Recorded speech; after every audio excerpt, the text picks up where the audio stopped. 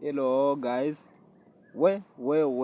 Yaani leo nimechanuka. Kumbe wasichana wakitoka form 4 wanakuanga na style jeri za mapenzi.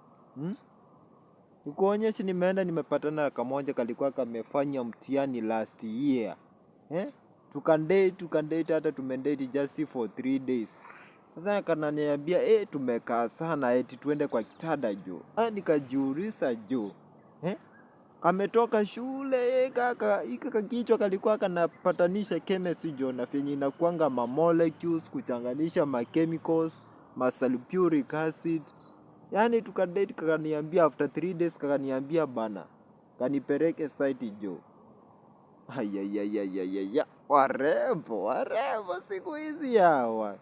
Nikwambia na unajua si wanaume watupendagi. Wanaume yaani kama wewe sio controllable. Unaweza enda. Sasa mimi tukaenda mimi. Kwambia mastiro zilikuwa zinaonyesha hapo. Kana kuonesha style ya Scorpion Kadunga, nini, zingine nasikia zinaitwa helicopter, sijui nini. Zingine sijui zinaitwa nini. Yaani kamenichanganisha haka. Yaani mimi nikaanza kujiuliza maswali yangu kimoyo moyo. Sasa hako kakichwa kalikuwa kanaelewa kitu. Maana ile style nimeona sasa mimi niko almost nimezeeka yani I'm almost nimekacha almost na 5 good years.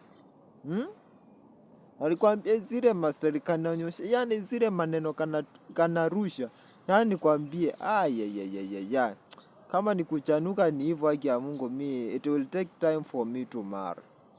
Wallahi it will take time for me to marry.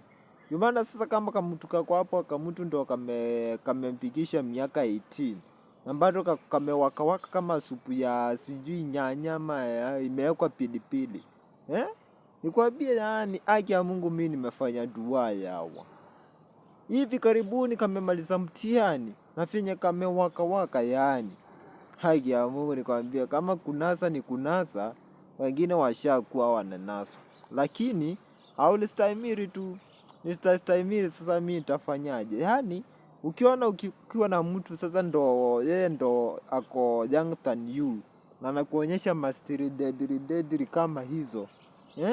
Mastiri deadly hivi nani yanga kukuliko isi yanga umemwacha na almost 7 good years au umemwacha na 5 good years.